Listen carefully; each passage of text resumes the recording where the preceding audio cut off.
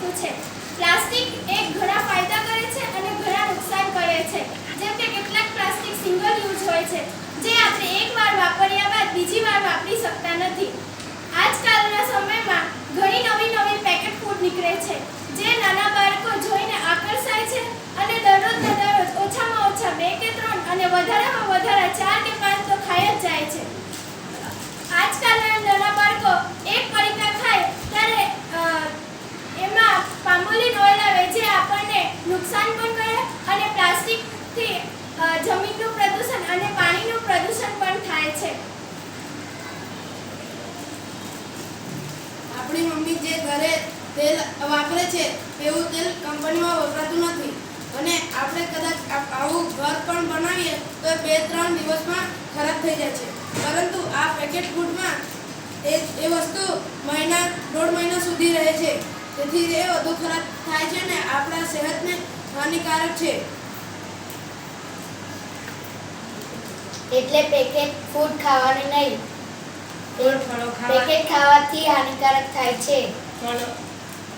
ઉત્સવોમાં આપણે જેમ કે બર્થડે પાર્ટી, લગ્ન એવામાં આપણે પ્લાસ્ટિકના ગ્લાસનો ઉપયોગ કરીએ છીએ, જે આપણે એકવાર વાપર્યા બાદ ફેંકી દઈએ છીએ। એ પ્લાસ્ટિકનો કચરો ઘણો થાય છે। લગ્નમાં અને બર્થડે પાર્ટી જેવા ઉત્સવમાં ઓછામાં ઓછા 500 કે 1000 જેટલા લોકો આવે છે, જે એક ગ્લાસ પાણી પીને અને એ પ્લાસ્ટિકના ગ્લાસને ફેંકી દે છે, જે ખૂબ જ પ્લાસ્ટિકના કચરાનો વધારો કરે છે। ક્યારે પ્લાસ્ટિકની વસ્તુમાં ગરમ ખાવાનું કે ગરમ વસ્તુ મૂકવાથી તેમાં પ્લાસ્ટિક ભેળવાઈ જાય છે અને તે જ વસ્તુ આપણે ખાઈએ તો આપણને કેન્સર બી થઈ શકે છે।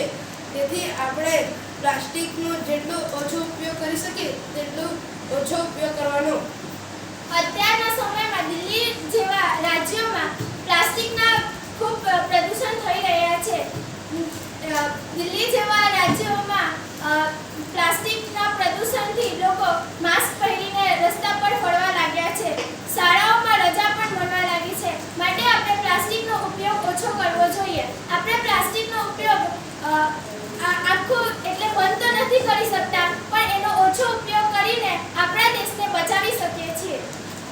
પ્લાસ્ટિક વધારે ખાવાથી ઓક્સિજન સિલિન્ડર પહેરીને ફરવું પડશે।